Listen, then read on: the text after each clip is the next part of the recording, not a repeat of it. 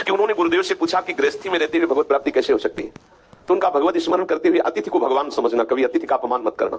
उन्होंने गुरु वाक्यों पर दृढ़ विश्वास कर लिया, जो भी आए तो उसे भगवत भाव से उसकी आराधना कर दे। पत्नी से कहा संपूर्णतया अतिथि की सेवा करना है, गुरु का आदेश है।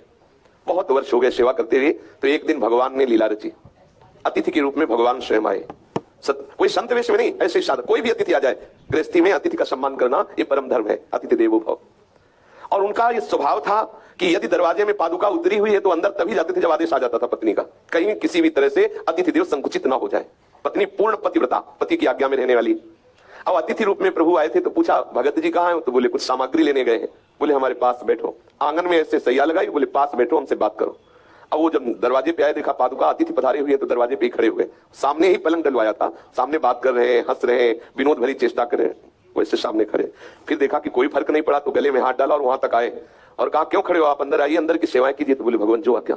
कई तरह की ऐसी बात जिसमें उनको गुस्सा आ जाए, अरे तुम अतिथि हो तो क्या ऐसा, लेकिन जब कुछ नहीं बोले तब भगवान अपने रूप में प्रकट हो गए और बोले तुमने गुरु आज्ञा का पालन करने के लिए इस तक का समर्पण कर दिया, मतलब इतनी वृत्ति तक का समर्पण कर दिया, तो वही भगवत साक्षात्कार। पर यह है बहुत कठिन बात, है बहुत कठिन। जब कोई हमारी मान्यता के प्रतिकूल हमसे आचरण करे और हम उसमें भगवत भावना करें, ये है सिद्धि बात। पर ये स्थिति भजन से आएगी, केवल बुद्धि लगाने से ले आएगी कि सब में भगवान है। थोड़ी देर के बाद बुद्धि मना कर दे कि हम नहीं मानते ऐसे भगवान, ऐसा बोलता है, ऐसा आचरण करता है, भगवान हो सकता है, ऐसा नहीं। लेकिन भजन जब करोगे, नाम जब करोगे, तो नाम से क्या होगा कि पूर्ण हृदय निर्मल, चेतो दर्पण मार्जनम, चित्त रूपी दर्पण का नाम मार्जन कर देगा। तो जैसे दर्पण में अपने को सही दिखाई देता है कि अपना रूप क्या है, जो साफ दर्पण है, ऐसे चित्त के निर्मल हो जाने पर वासुदेवा सर्वमिति, ऐसा अनुभव जब अनुभव हो जाएगा, सब में अपना श्री कृष्ण दिखाई दे रहा है, प्रीतम दिखाई दे रहा है, फिर हम वो कैसा भी बोले, कुछ भी करे, तो हमारे हृदय में द्रोह नहीं होगा, क्योंकि प्रीतम है, जिनके लिए मेरा जीवन समर्पित है, वही मेरे सामने है। पर बिना भजन के नहीं हो सकता। जब तक नाम का प्रभाव हृदय में प्रकाशित नहीं होगा, तब तक ये बुद्धि ये स्वीकार थोड़ी देर करेगी, अनुकूलता में, महात्मा में कर सकती है, लेकिन दुरात्मा में नहीं कर सकती। और सर्वत्र भगवत दर्शन की कसौटी है दुरात्मा में भगवत दर्शन करना।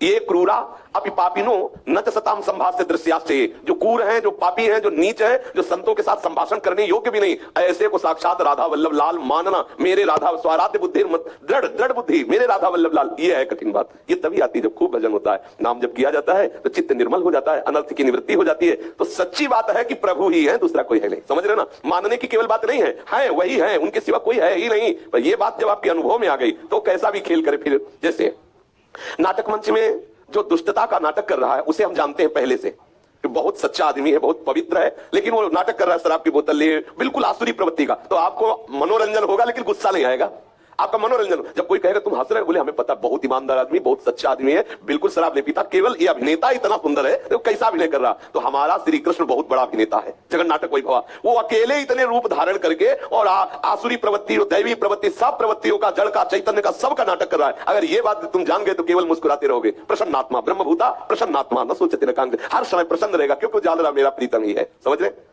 बाल मुकुंद शरण जी वृंदावन से।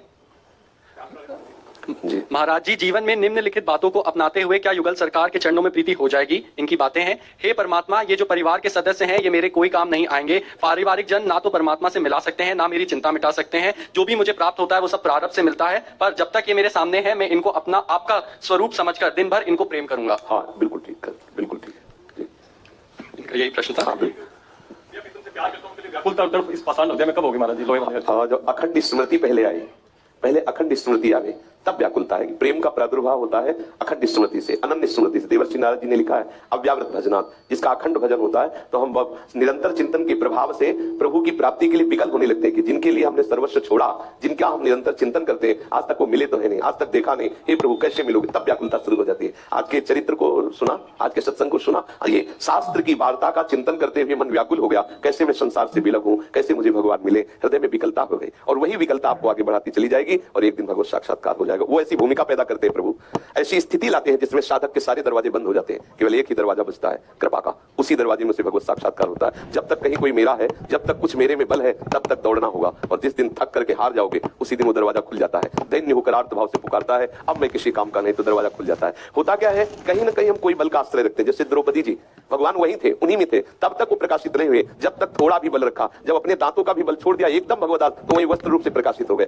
प्रभु प्रिया प्रीतम अपने साथी है, अपने पास पास ही है, पर जब तक कोई बल है, जब तक कोई अन्य आश्रय है, तब तक वो छुपे रहते हैं। और जिस समय वही ऐसी स्थिति पैदा करते हैं कि सब अन्य आश्रय ढक जाते हैं, एक ही दरवाजा रहता है, हे कृपा सिंधु। आर्त भाव से जब पुकारते हैं तो पक्का समझो, ये मत मानना कि प्रभु केवल ध्यान में आते हैं जैसे हम और आप, ऐसे भगवत साक्षात्कार होता है। करुणा में किशोरी, करुणा में किशोरजू, उसके लेकिन ये वही कर सकता है जिसे वो कराना चाहते हैं। सभा में किसी एक को दर्शन देना चाहे तो वही भरपूर दर्शन करेगा, उसकी दृष्टि में सभा नहीं, कोई देख नहीं सकता, कोई सुन नहीं सकता उनकी बात। जितने को सुनाना चाहेंगे उतने सुन पाएगा, जितने को दिखाना चाहेंगे उतने। ऐसे जैसे हम आप वार्ता करते हैं, ऐसे ऐसे केवल एक क्षण के लिए नहीं, निरंतर के लिए प्रिया प्रीतम साथ रख लेते हैं। शरीर चाहे जहां रहे, चित्त वृत्ति से वो उन्हीं के समीप रहता है, भाव देश से सदैव उन्हीं के समीप रहता है। इसलिए निरंतर भजन करते हुए जो जो हमें सावधानियां बरतनी है, जो जैसे आज के सत्संग में था, वो हम सावधानियां रखें तो हमारे हृदय में व्याकुलता आ जाएगी। और वही देंगे, वो ऐसी परिस्थिति दे देते हैं कि उसमें बुद्धि नहीं लगानी पड़ती, वो रास्ता ही केवल उतना ही बचता है, प्रभु की तरफ आर्त भाव से पुकारना। वो परिस्थिति देते हैं। अगर गजेंद्र को कोई समझाता तो थोड़ी समझ पाता, लेकिन परिस्थिति दे दी। अब एक ही उपाय रह गया, हरि शरणम। ऐसे हरी परिस्थिति दे देते हैं, आसपास से 7 दरवाजे बंद कर देते हैं, केवल अपना दरवाजा खुला रखते हैं, वो जी भागता है, प्रभु की शरण में हो जाता है। भरत सहारनपुर से। गुरुजी आपके चरणों में कोटि कोटि नमन। महाराज जी, हमें एक दिन में कितनी बार माला करनी चाहिए और कितनी माला करनी चाहिए? कृपया हमारी माला प्रसादी कर दीजिए। अच्छा, आप कितनी माला कर लेते हैं? 11। ठीक है, आप 11 ही रोज नियम से करते रहिए। ठीक है, बहुत कृपा है जो आप इस अवस्था में 11 करते हैं। एक दिन में कितनी बार करनी चाहिए? हर श्वास में करना चाहिए, जितना आप कर सके। ठीक है, चाहिए तो 1 भी मिनट प्रिया प्रीतम से बिलक ना जाए, क्योंकि इसी अवस्था से यदि धारणा पक्की कर ली जाए भजन की तो निश्चित निरंतर भजन होने लगता है। कौन सा इसका है?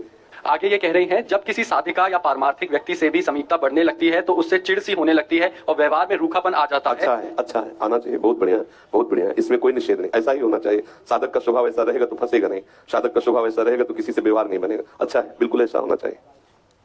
कठोर व्यवहार मत करो, लेकिन हृदय की ऐसी स्थिति होनी चाहिए। बढ़िया है। इंद्रजीत जी, गुरुदेव भगवान के चरणों में कोटि कोटि वंदन। गुरुजी, पिछले 1 माह से शरणागति प्राप्त हुई है। पहले एकादशी का उपवास करते थे, अब मेरे लिए क्या उपदेश है, उपवास करूं या नहीं? जब तक हमारी प्यारे जू में समर्पण की पूरी वृत्ति नहीं जागृत होती तब तक रहिए, और जब आपको हृदय से ऐसा लगने लगे कि हम 8 पहर प्यारी जू की सिवा, तो फिर हम आपको उपाय बता देंगे राधा वल्लभ जी में। आप ऐसा करके फिर एकादशी को प्रणाम करके बस मन बुद्धि चित्त हम सब प्यारी जू के चरणों में समर्पित कर दो। सार बात यही है, पर अभी आप रहते, आप रहे। हेम श्वेता जी, राजस्थान से। महाराज जी के श्री चरणों में प्रणाम। महाराज जी, जीवन में कोई नियम नहीं है, खुद से कोई नियम निभा नहीं पा रहे, कृपया स्वरूप नियम देवें। किसके शरणागत है? अभी शरणागत नहीं है। फिर कैसे नियम कैसे? कोई भी एक नियम जवाब देते हैं। पहले शरणागत हुई किसी संत की, फिर नियम बने। नियम तभी निर्वाह हो पाएगा जब हम एक पद्धति में, एक मार्ग में आ जाए, किसी सदगुरु का आश्रय ले ले। प्रारंभ यहीं से होता है। ऐसे नाम जप करो, राधा वल्लभ श्री हरिवंश नाम जप करो, चतुरासी जी का पाठ करो, कभी कभी गीता और भागवत के सूत्रों को, जो श्लोक है उनका चिंतन करो। पर उपासना पद्धति तभी चलती जब किसी सदगुरु का वर्ण करते हैं। हाँ, सदगुरु का किसी महापुरुष का आश्रय ले लो, किसी आचार्य का आश्रय ले लो, और उसकी पद्धति से नियम बनाओ, उसकी पद्धति से फिर नियम बनाओ, तो नियम निर्वाह होता चला जाएगा आचार्य कृपा से। श्री राधे, गीता जी का नित्य पाठ करती हूँ और आधा गलत होता है, आधा ठीक होता है। कई कहते हैं कि पाठ नहीं करना चाहिए। हाँ जी, ये ना कहते हैं अभी मैं गलत बोलती हूँ, आधा वर्ड, आधा तो ठीक बोलती हूँ। कई कहते हैं अभी पाठ करें या ना करें हम। गीता जी का या श्रीमद् भागवत का मूल पाठ करने का अधिकार उसी को है जिसको संस्कृत का ज्ञान है, लेकिन उसके अर्थ को समझकर चित्त वृत्ति को लक्ष्य में लगाने का अधिकार सबको है। यदि आपको संस्कृत का पूर्ण ज्ञान नहीं है तो हमें संस्कृत से संबंध नहीं रखना, हमें जो प्रभु ने आदेश किया है उससे संबंध रखना है। जैसे कोई गीता का सम्यक रूप से पूरा 18 अध्याय संस्कृत से पाठ करता है, पर गीता का जो आंतरिक लक्ष्य है भगवत शरणागति, समस्त द्वंद्वों से मुक्त होकर भगवत साक्षात्कार करने की चेष्टा, अगर वो नहीं है तो गीता पाठ का उसको सुकृत क्या चाहिए? क्या मिला सुकृत? तो गीता जी का महापुरुषों ने सरल भाषा में अर्थ प्रकाशित किया है। बहुत से महापुरुषों ने, यदि अपने को संस्कृत का शुद्ध ज्ञान ना हो तो गीता जी की टीका पढ़ करके हमको जो गीता जी उपदेश करते हैं उसे जीवन में उतारना चाहिए। हिंदी का भी अनुवाद गलत हो जाता है तो महापुरुषों के द्वारा जो उपदेश किए गए हैं उनको श्रवण करो।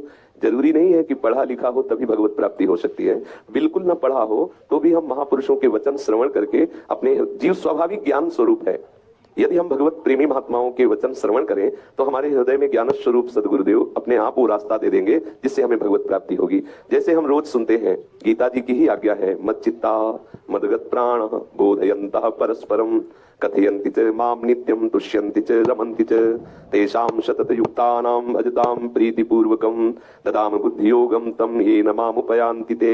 मच्चित्ता, जिसने मेरे में चित्त को लगा दिया है, मुरारी पादार्पित चित्तवृत्ति, मदगत प्राणा, प्राणों का कार्य जैसे श्वास लेना, श्वास छोड़ना और भी बाहर की क्रियाएं प्राण बल से ही होती हैं।